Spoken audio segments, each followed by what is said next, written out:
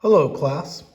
Dr. Sissy here with the Chapter 12 lecture on the Chapter 12 lecture notes. The title of this chapter is Introduction to Analysis of Variance. And to begin with, I'll run us through a quick review of the things that we'll need to remember as we move into this chapter. First, what's going to note we need to remember is what we've learned about this thing called variability. Right, so let's remember one way that we can think about variability is to calculate what we refer to as sum of squares. Right, remember sum of squares is where when you've collected some data, you go and you analyze it, and one of the first things that you're going to do is you're going to look at if you have a raw score, what is the difference between that raw score and the mean score of the group that raw score came from?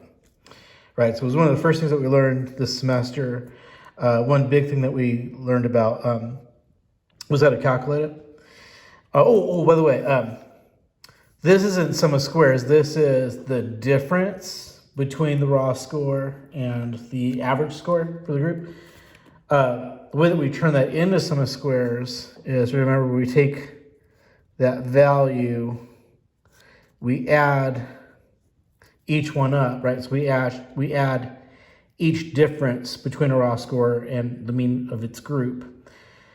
After we've added them all up, after we've summed them all up, then we'll take whatever that number is and we will square it, right? So that's how we get this title, the sum of squares. It's really referring to this idea that you've taken all of your deviation values, you've summed them up, and then you have squared whatever that value is. I have, throughout the semester, we're going to refer to it as this capital SS, right? And the main way that I've been having us calculate it is to use the computational formula, which is where first you take all of your X scores and you find out what their sum is. Once you've found out what the sum is, then you take that value and you square whatever it is, right? And that becomes this numerator, this part of the equation. But one other value that you found was you also took each of those X values and you created a column where you squared each one. And then once you did that, you calculate the sum of all those squared X's. And then that gave you this number here, right? So you got your sum of squares by completing this formula here. Just wanted to hang on to that. So something you've done a lot throughout the semester. I think you had to do it like maybe once or twice on your evens problems in chapter 11. But from there, some other stuff that you want to remember as we move into this next chapter is also this information about sample variance. Right, so remember, sample variance is this thing that I've been referring to as lowercase s squared. We're still referring to it that way.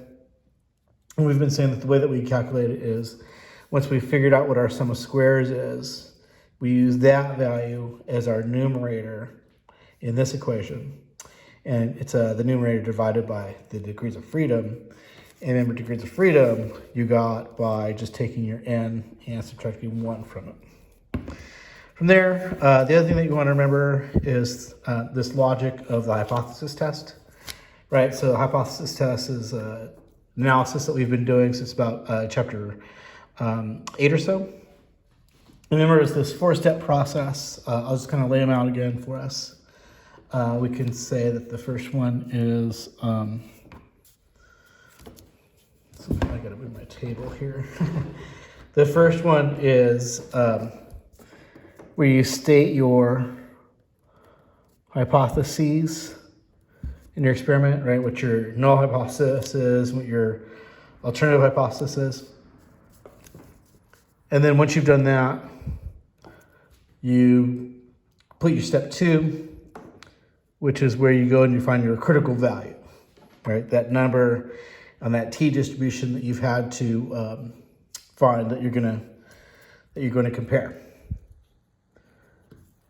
Then there's been the third step of the hypothesis test, and that's where you go and you do your calculations, right? And it's been a series of different kinds of calculations, but in general, it's been like 3 different calculations, right? First, we've been calculating first we've been knowing what sum of squares is. Then we've been using that to calculate sample variance, and then we've been using that to calculate this sense of like this standard deviation.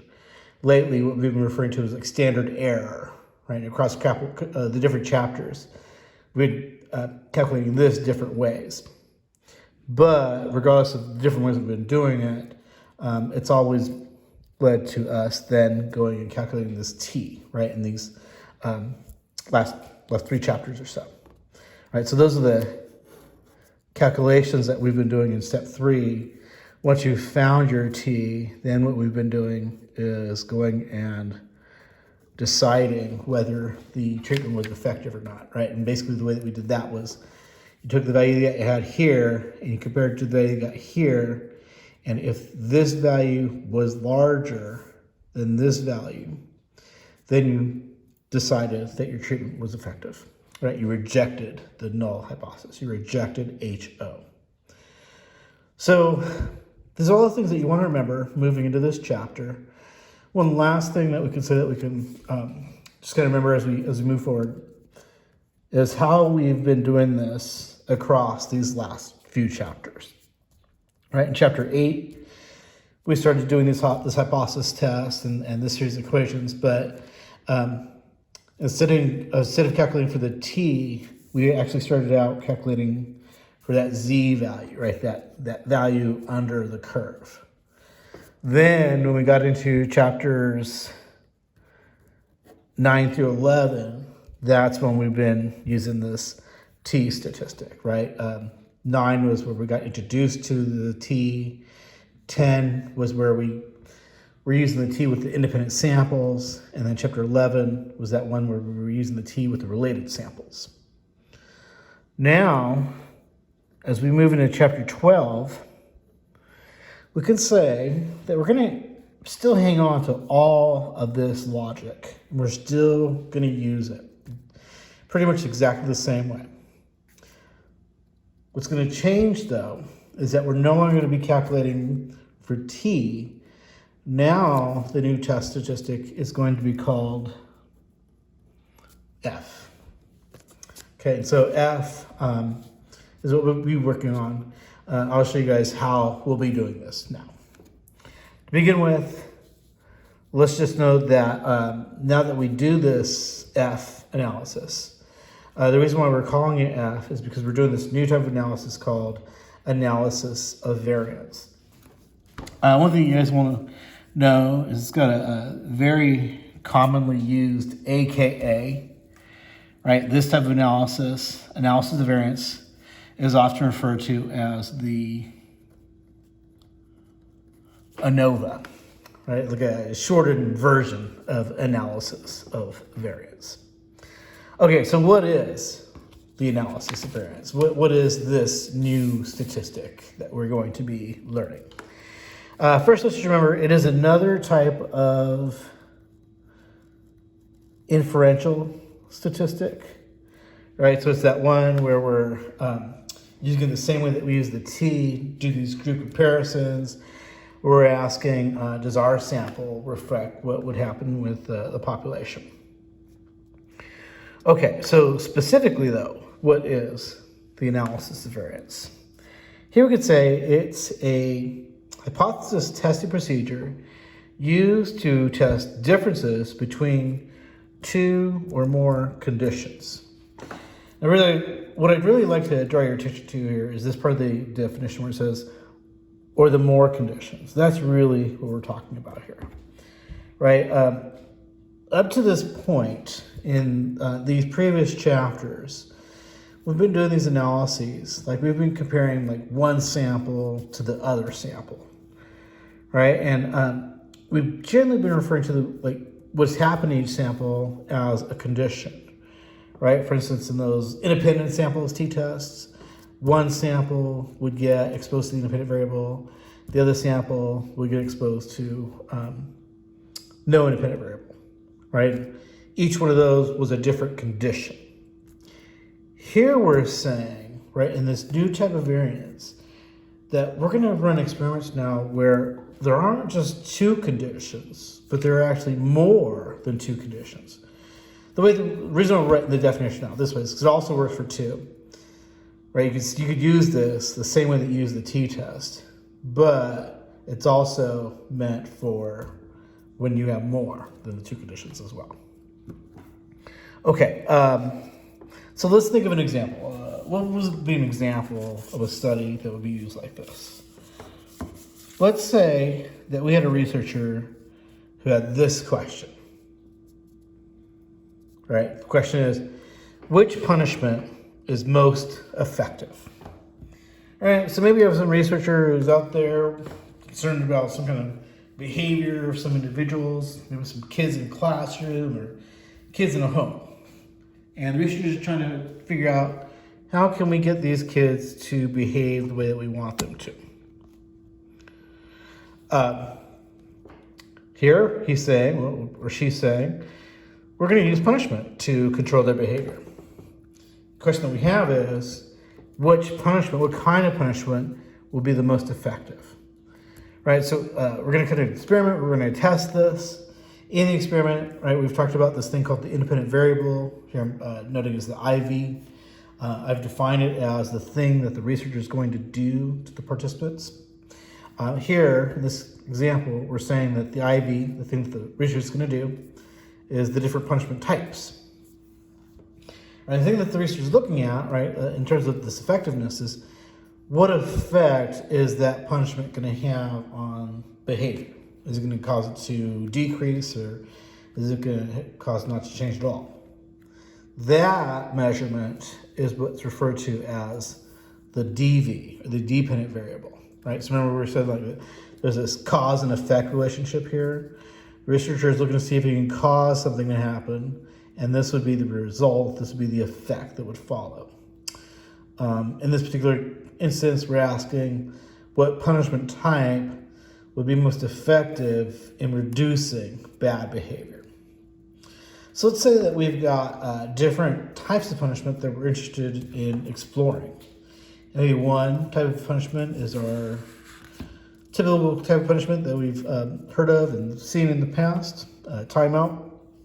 You might have seen this if you've taken like a early childhood education class, is that kind of punishment that says that like when a child misbehaves, you remove that child from some fun event or like from being part of a group, right? And the child doesn't like that. This is a punishing effect. And it's supposed to be like this rule of thumb where you do it for like, I think it's like a minute for every child, a minute for every year the child's been alive. Okay, so you can say, okay, well, let's see if that is a punishment that's effective. But you want to test it against other types of punishment. Maybe one other kind of punishment you could be referring to as the La Chancla punishment. I'm not sure if you're familiar with this, but this is a type of corporal punishment, right? Kind of spanking that has happened like in, I guess, Hispanic homes, where you have a mom who may become upset with a child and gets so upset that she decides to take off her slipper, her La Chancla, and use it to hit the child. Being Hispanic myself, growing up in a Hispanic home, I saw that as a very effective type of punishment. So far here we have two types of punishment that we could see, right? Compare to each other, see which is more effective.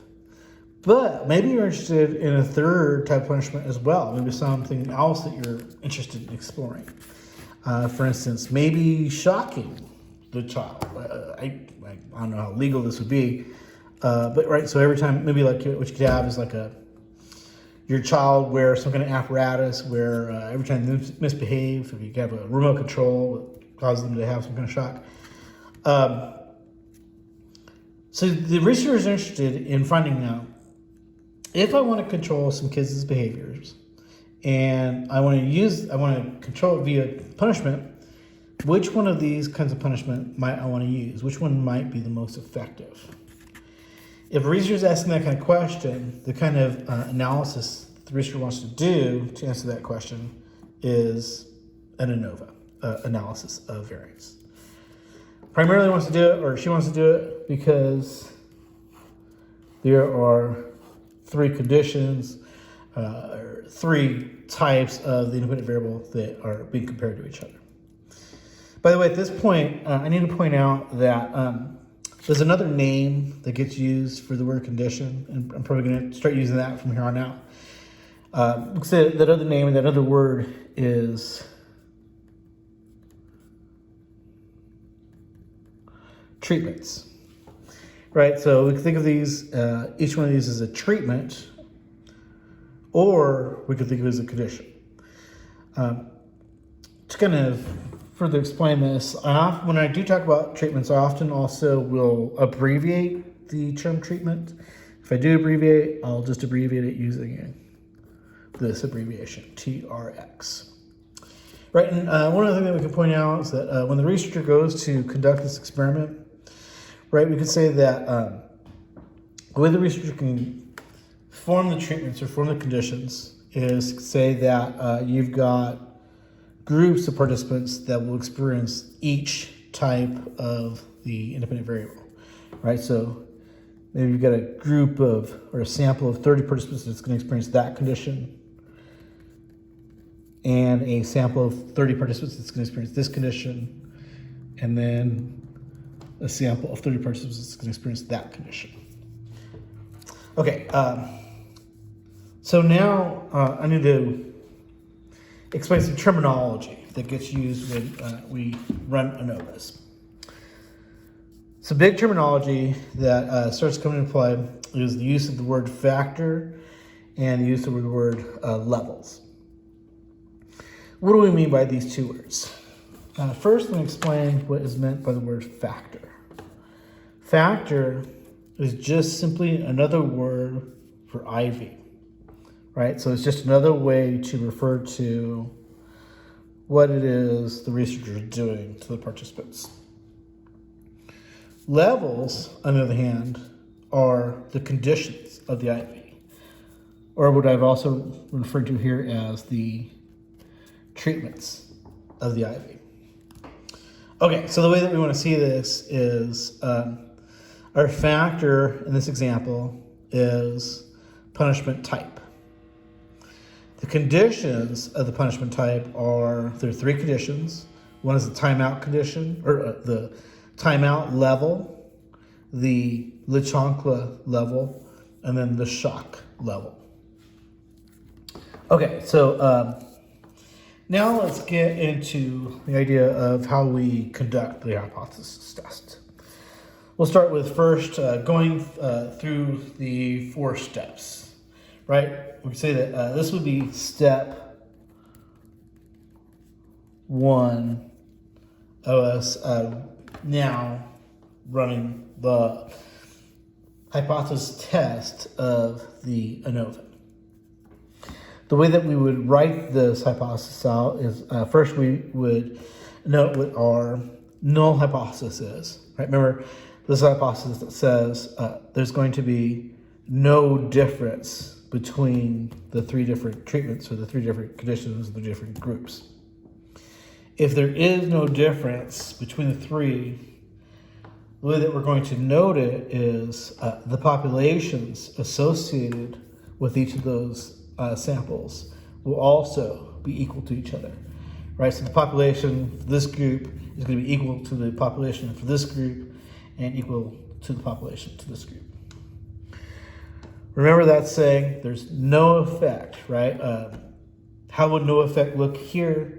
It would look like we were saying there was no difference in the effect on bad behavior between the 3 different types of punishment. So then what would the alternative hypothesis look like? What would the alternative, right? So the H1 look like? Here, instead of writing out some kind of mathematical formula, the way that we would articulate it is with a sentence like this. That says, there's at least one mean difference among the populations. What does this mean? This means that if we take each of the populations and analyze them, there's going to be at least one difference among the three. We have to work it out this way because the test is saying, or the H1 is saying, we know that there's going to be a difference amongst one of the three, but we don't know which of the three the difference is going to show up, right? So we don't know which one of these is different significantly. We just know that one is, or at least one is. Okay, so now staying with step one, right? We've just articulated with how we write the hypothesis. But the thing I want to do with this now is just going to explain the logic of how this hypothesis works. How are we arriving at knowing which hypothesis is true? The way that we get there is by thinking about variance, right? What was variance? It's going back to this idea of talking about variability again, right? How things are different from each other. Here, let me just kind of note that there are three ways that we can have variance, three ways that things can be different from each other. Just kind of note what those three ways are. The first way is the way that we've kind of been talking about, this way here, right? Where you can look within a group and measure this difference within our group between each raw score in that group and the mean score for that group. Okay, when we go to do that, one thing that we have to realize is that we can have now in this type of experiment, three different versions of this, right? We could have this type of difference for the timeout group, right? So within the timeout group, we could be analyzing for each individual participant, what is the difference between that individual participant's score and the mean of that group. But if we're going to do that analysis for that group, we also have to do it for the other two groups as well, right? We also have to do it for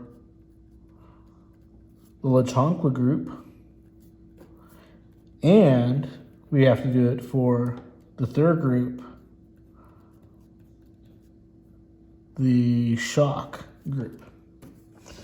Okay, so now one thing you guys want to think about, what kind of variance is this? What kind of variance are we looking at here? I'm just going to write a W next to this, and that W is going to denote the kind of variance we're talking about is what's referred to as within group variance, right? Within group in the sense that you're looking at the variance within each group, within this group, within that group, within that group. Okay, so that's one of the three types of variance that we said we'd talk about. Right, so draw an arrow, so that's one. But then there's this other type of variance that we can also talk about. This other, put it up here, type of variance that we can also talk about would look like this. Could also be a comparison of, say, the mean score of one group minus the mean score of the other group minus the mean score of the third group, right? So remember, each group has some mean score. This analysis is geared at, instead of looking at within the group how things are different, now it's looking at how is this group different from this group and so on, right? How is it different from this group as well? Here I won't make any notations, just kind of note we're asking with this how all the groups are different from each other. And to note what this is, I'm just going to put a little B here. And what that B is representing is between groups variance, right? The difference between this group, and that group. Okay, so I'm saying that we've got variance that we're talking about. I've noted that there are 3 different types. I've said this is one type and this is a second type. So where is that third type? The third type is what we refer to as this thing called total variance. What's total variance? That's where we just take, we combine all the scores from all the samples and we measure variability that way. Okay, so let me further explain these 3 different types of variance, right? So first I said that there was this kind. I said it's this within subject kind, or this within group kind. And then I said that there is this kind between groups, and then this third kind, this total variance. Okay, so to further explain this, let's just think about how we could break it down further. Right, so for instance, let me further explain what this variance looks like, right? So I'm calling it B and I'm referring to it as B because this is what it is. It's between treatments variance, right? The variance between treatments, between this treatment, that treatment, and that treatment. Right, further defining it here, variance between treatments. And the thing that I want to further note about this is that in this variance, we have 2 different kinds of information. One kind of information is with regard to what's referred to as systematic treatment effects. Systematic treatment effects. What this means is it's referring to the idea that if the groups are different from each other, right? So if this group is different from this group or this group, the reason why it's different is because of the treatment. The treatment caused whatever happened here to be different from here, right? So maybe like this punishment was more effective than this punishment or this punishment.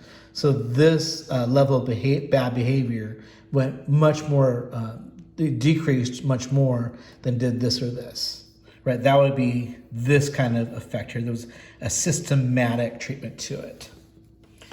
It's also the kind of effect that we would find if, when going back to the hypotheses, if our H1 was true, right? Remember H1 says there's at least one main difference between the populations. There was an effective treatment. So if there is truth to this, then we have to conclude H1 was true. Okay. So I'm just talking about between treatments variance, and I'm noting that it consists of this type of effect. And I said that there's 2 types of effects though, right? So now I'm going to talk about the second kind of effect. There also is referred to as random unsystematic effects. Right, so we're still talking about this difference between the groups, but now we're saying if there is a difference between the groups, that difference also could exist because of this, random unsystematic effects. This would be where each group is not equal to each other. Like maybe the amount of bad behavior here was like a 3, bad behavior was like a 4, maybe bad behavior was like a 5, right? So the groups are different from each other, but here it's saying that they're different, even though that they're different from each other, they're not so different that there was this effect of the different punishments, right? So this here then would be where HO is true. Right, and if HO is true, that's saying there was no difference amongst the 3 treatments. Okay, so now what I'm doing at this moment is I'm defining what between treatments variance consists of. We're saying this type of variance is where we're looking at whether each group is different from the other groups. We're saying that if there is a difference, there can be 2 reasons why that difference exists. Either because there's some systematic treatment effect, right? So that means that the null hypothesis is true, or they're different from each other, but it's not because of the treatment, it's just because of this random unsystematic effect. And we can still conclude that the null hypothesis is true. Okay, so in between treatments variance, we're trying to figure out which is more the case, this or this. To help us figure that out, we also have this other measurement, right? We're also referring to as the within treatments variance, right? So that is this type of this variance here, where we're just looking at within the group, right? So variance inside each treatment. And here we're saying that if we do find any variance, or if we do find where this x does not equal this x, right? There is difference. Here, the only kind of difference that we're going to find is difference that's due to random unsystematic effects, right? Due to where the HO is true, right? So the same kind of effect as this one. Why in here would we find this kind of an effect? The reason why is because of what we're looking at, right? We're only looking at within a group. Everybody within the group was treated exactly the same. So there's no reason for them to be different from each other that is due to the experiment, right? So we're saying is, if there is within treatment variance, then the reason why that variance is going to exist is because of random unsystematic differences between the participants, right? So this is like just that difference where, say like you got a group of participants and they're just naturally different from each other. That's going to get caught here. Okay, so how are we using this information? We're using this information and we're incorporating it into this thing that we're calling the F ratio. What is the F ratio? Remember, it is the new T, right? It's the new statistic that we're solving for in the analysis of variance. Here we're saying it's the test statistic for ANOVA. And so how do we calculate it? Basically, the way that we calculate it is F is a division problem.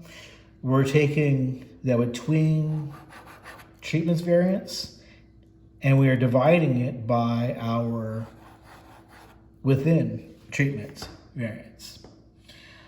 Okay, so to further explain how this would work, I kind of want to show you what F would look like if the null hypothesis were true, and then again, what would it look like if the null hypothesis were false? Okay, so I'm going to do that over here. And the way I'll do it is I'll just kind of start off by saying, here's what F would look like if HO is true.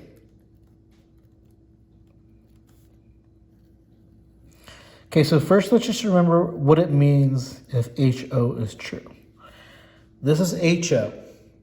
So the hypothesis says there's no difference in the effects of the three different treatments.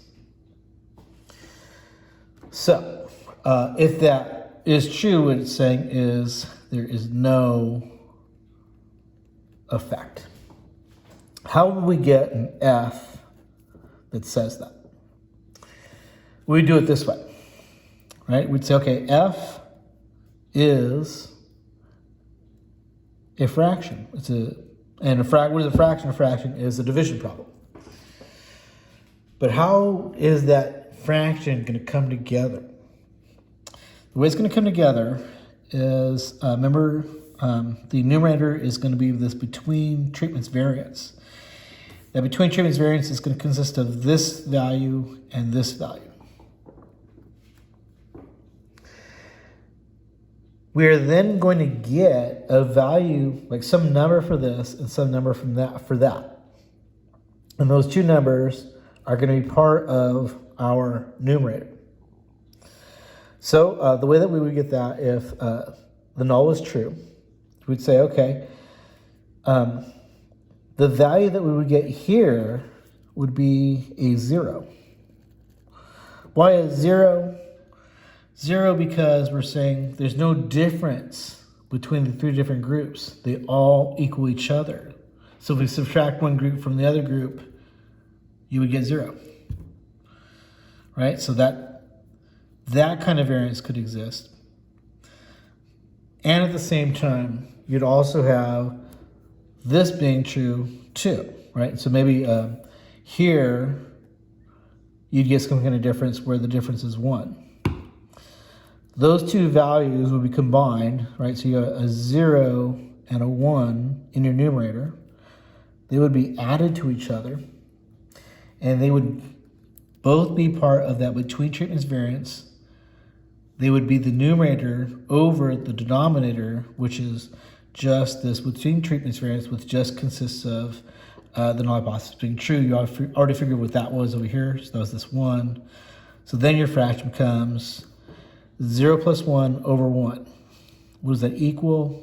It ends up equaling 1 over 1, and that equals 1. And what you're doing is, this is like the last part of your step 3 of your equation. You're going to compare this to some critical value. You want this number to be higher than the critical value. If you have a 1 here, that's a pretty low number, right? So it's not going to be very high. It's probably not going to get over the critical value, and that's why you're going to determine that you had no effect. How did you get such a low number? The way that you got it was we had nothing inside of your systematic treatment effects. Okay, so that's how you had this F that gave you a null result. Now we want to look at what would F look like. So I'm just going to put that here. What would F look like if we'll say H1 is true? All right, so what would your F value, how would you get an F value if H1 is true? Right, if it actually is the case that there is some difference amongst one of the means in the population. The way that you would get it is, right, you go back to your fraction. This time, you have some difference here, right? There's some difference here. And so because there is a difference, this is going to equal 0, now it's going to equal 1. So it would be a 1. Well, let's say the difference now is like a 3. Right? So it would be a 3 plus a 1, right? Because you still have this random unsystematic error as well over the other one. That would give you a fraction of 4 over 1, which would give you an F value of 4. This would have a better chance of getting over the critical value. So we have a better chance of making it so that you found a significant effect. Okay, so that all is the logic of how the analysis of variance works. Now, I want to show us, well, how do we get to this point? Okay, how do we get to calculating some F value that we're going to compare to some critical value? To explain that, first let's just think that so far all I've explained to you is step 1 of your 4-step hypothesis test. So now I'll move on to the next steps. Table straight here. And I'm going to put some tape down so I don't move around too much.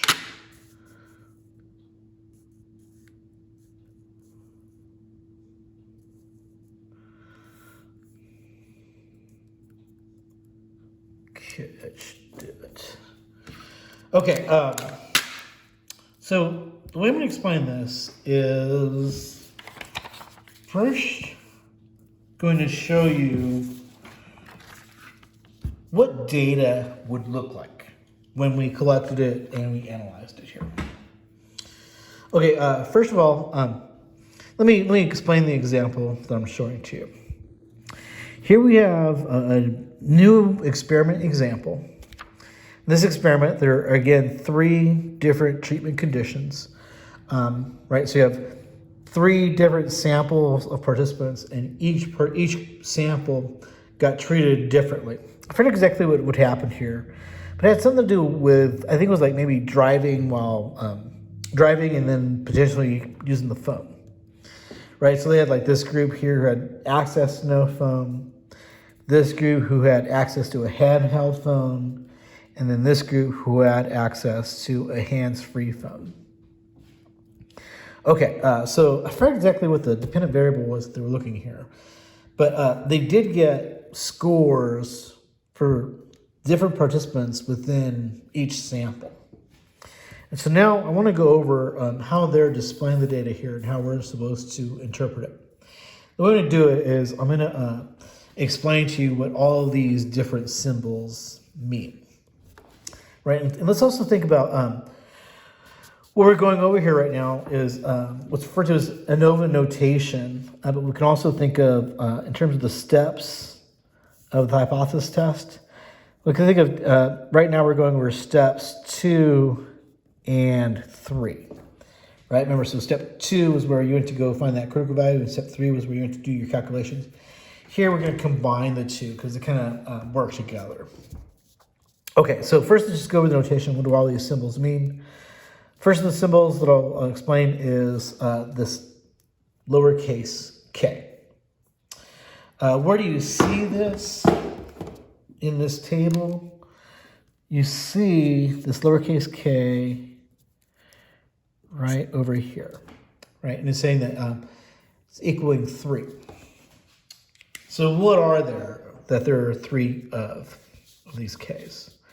Basically what there are the number of treatments in this experiment, right? Or the number of levels in the experiment. How are we ending with a k of 3? We have a treatment here, a treatment there, and a treatment there. That's 1, 2, 3. Okay, so then I'll go ahead and explain the next term. The next term is this lowercase n, right? And you should see that where they are located is there are 3 different ones. There's a lowercase n here, here, and here. Or lowercase n is the number of scores that you have, like in a treatment or a condition. Here, we're noting that there are 3 different n's. Why 3 different n's? Because there are 3 different samples. Each n has the exact same sample size. Each sample has 5 participants. Okay, so next term is the uppercase n. Where are we seeing this? Over in the corner over here. Right, and we're saying that we've got n of 15. Capital N is still exactly the same thing as it's always been. It is the number of scores in the entire study. How are we getting an n of 15? The way we're getting it is there are 3 groups of 5 participants. 3 times 5 is 15. Okay, so next term, let's see, is capital T. Right here I'm saying that the capital T is the sum of x for each treatment. Remember that each one of these raw scores is an x value, right? And so T then is the sum of all the scores in a sample. Okay, so you've got 3 different T's because you've got 3 different samples. T here of 20, that's the sum of that group's scores. 5, sum of that group's scores. And then this T's value comes from the sum of that group's scores. From there, there's this one other notation over here called uppercase G. What is that?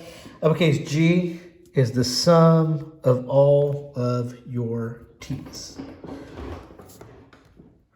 Right, so if we take all of our T's and add them up, we've got that value there. 20 plus 5 plus 5 gives us 30. And so that's how we're getting that uppercase G. From there, some other bits of notation that we want to make sure that we're knowing. We also need to keep track of sum of squares, right? And you're saying that sum of squares is being calculated 3 different times. You get a sum of squares for that sample, a sum of squares for that sample, and a sum of squares for that sample. Right? Remember, so what is sum of squares? Sum of squares is each sample's beginnings of measure of their variance, right? Their variability. Okay, also remember that you want to note that the sample mean is also being given. Remember the sample mean, right, so I'm going to highlight it like that, is in the book that we're using always denoted by this capital M, but I'm always referring to it as this X bar, right? So you've got 3 different sample means because you've got 3 different samples. This sample mean here, there, and there. Then there's this last symbol that you want to make sure to see too. This is now the sum of X squared, and it's this 106 up here. If you look at the data and you're trying to figure out, oh, what's that 106?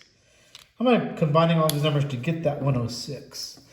Well, it's your X squared, your sum of X squares. Basically all you're doing, taking each of your X values, you're squaring it, and for all of them, you are adding up what all those X squareds are, and then up adding to 106.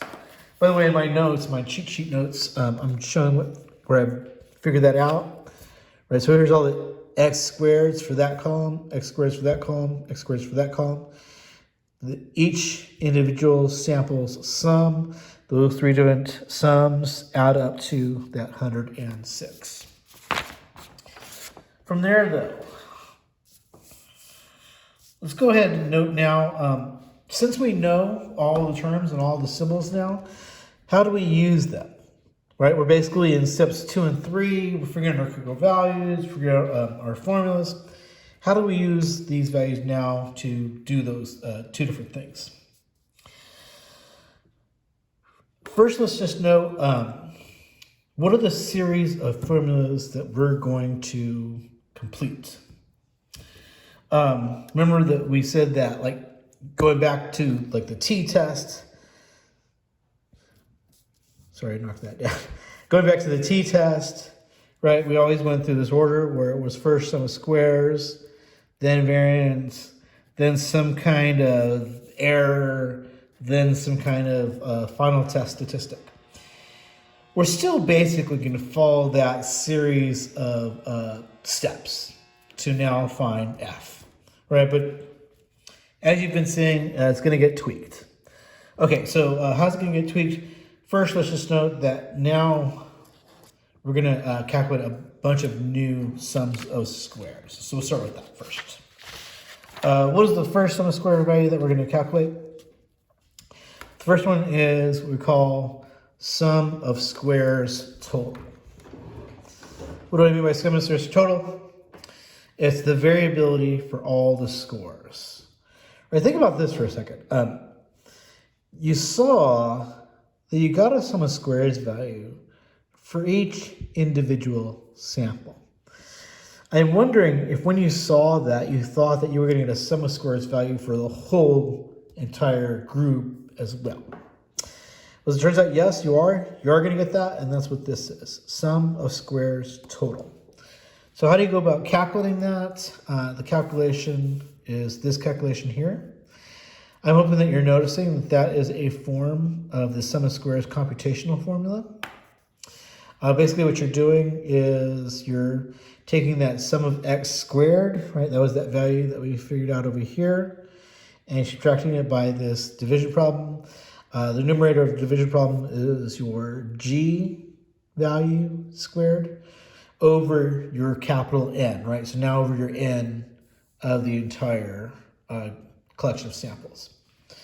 So what does that equation look like for this particular example? It ends up being that 106 minus 900 divided by 15 ends up giving you a sum of squares total of 46. Okay, so that's your first sum of squares formula that you're going to calculate. From there, we're then going to go calculate sum of squares for those two other values that we've been talking about. Right, so we've been talking about that within variance. We're now going to calculate a sum of squares for these two as well. Beginning with these sum of squares within, right? So we're going to calculate this one first. Here, we're just noting that this is the variability inside of each treatment. How do we get this? We kind of already got it to start off with, right? It is, oh, I'm sorry, before we go into this, I'm sorry, I did note, we're also going to be calculating a bunch of different kinds of degrees of freedom along the way, right? So we're going to first note that one type of degrees of freedom that we're going to calculate is this thing called degrees of freedom total. The way that we get this is it's just your overall n minus 1. In this example, it is 15 minus 1, which gives you 14. Okay, so sorry. Now we can go ahead and get into this sum of squares within. Right, so what I was saying was we're now calculating sum of squares within. How are we going to get it? We're going to get it by going to the total sum of squares and adding them all up, or going to each individual sum of squares that we had up here and adding them all up, right? So we're going to add up all the sum of squares inside of each treatment. So this one, and that one. Ends up giving us 6 plus 4, which equals 16. Before I move on to the next sum of squares, let's just note that you're going to need to calculate a degrees of freedom within as well. And that is going to be your capital N minus your K, which is 15 minus 3, which gives you 12. So then there's a third sum of squares that you're going to calculate, and that is now your sum of squares between.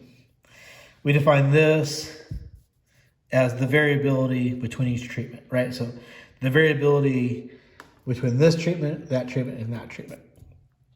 How do we calculate this?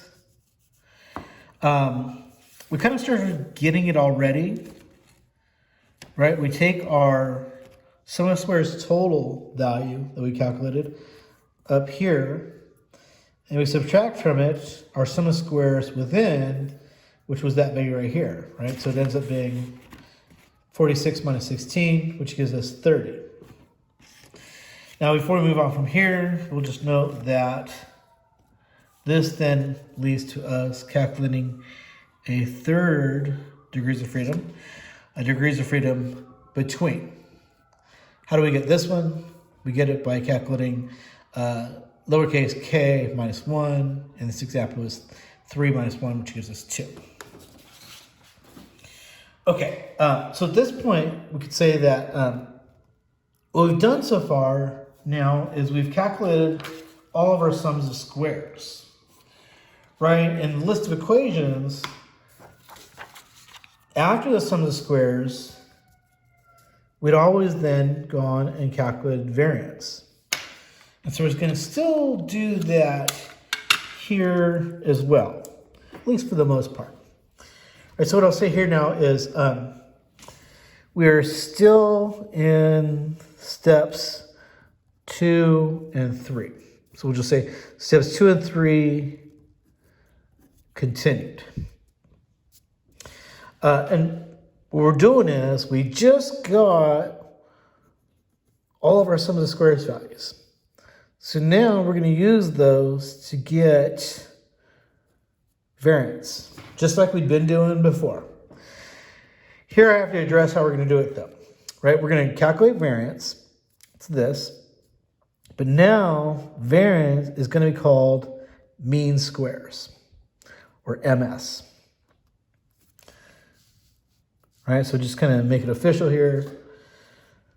Sample variance, what we are aiming for, and why we calculated the sum of squares, is now going to be referred to as MS.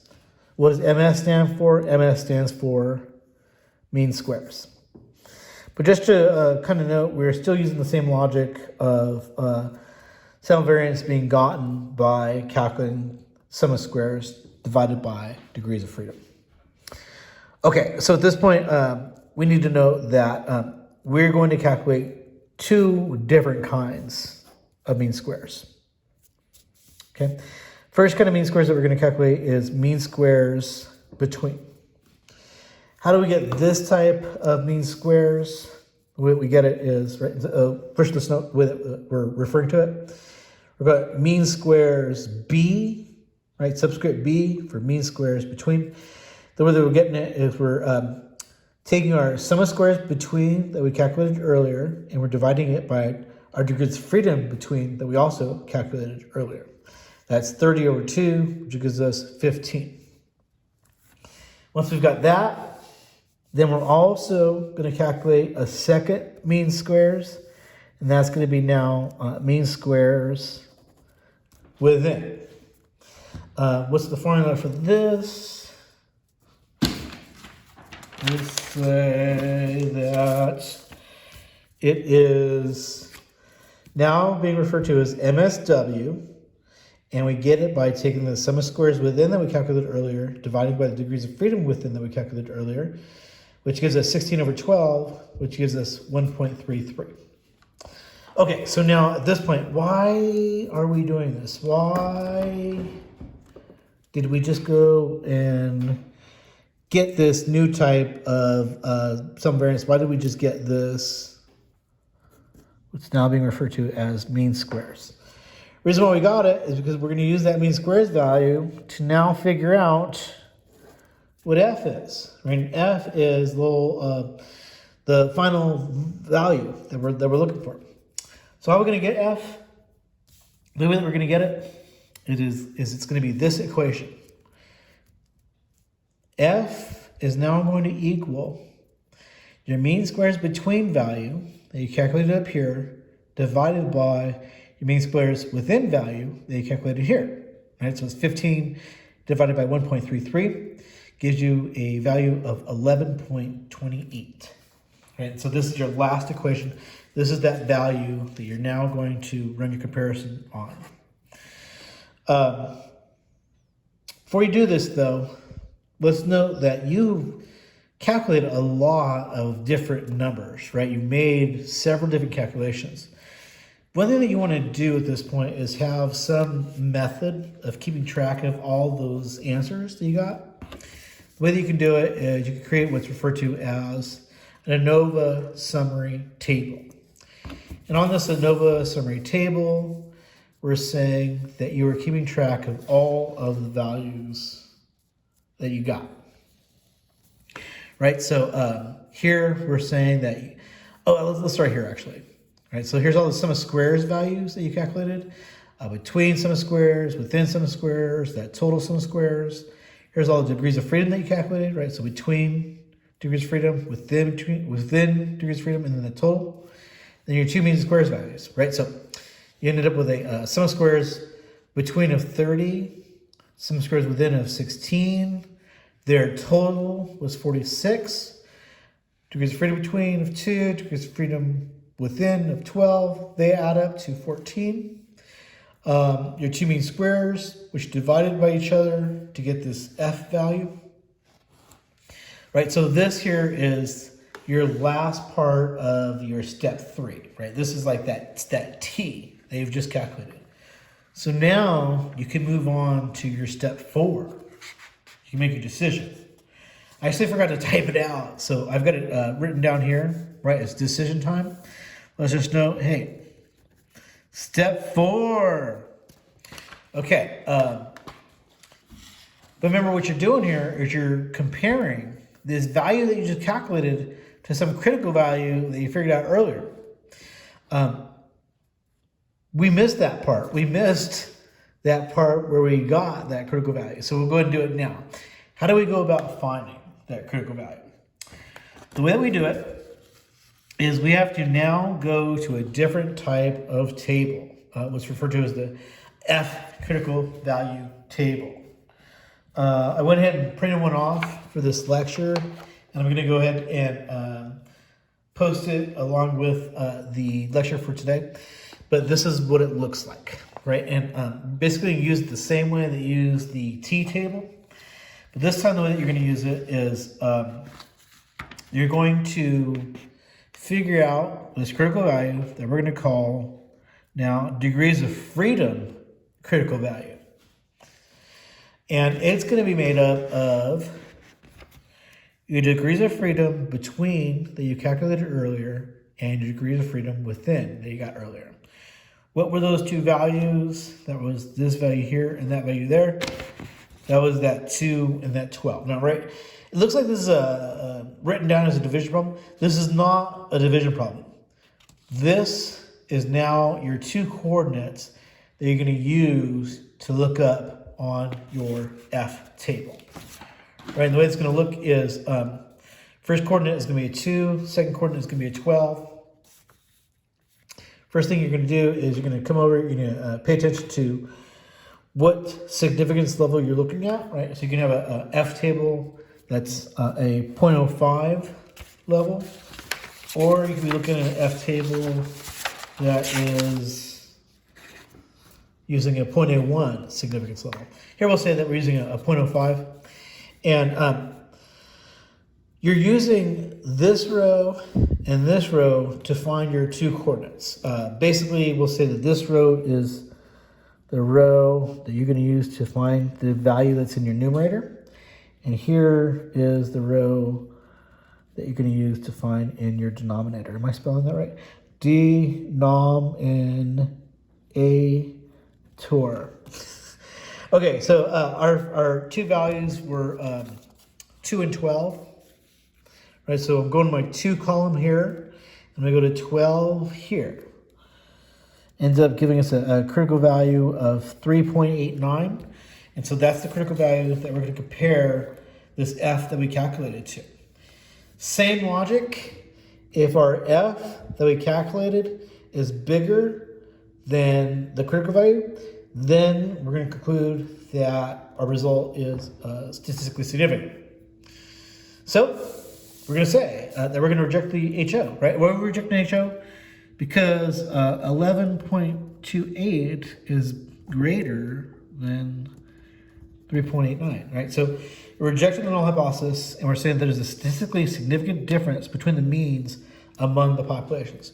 Right? Remember, again, we don't know which punishment was most effective.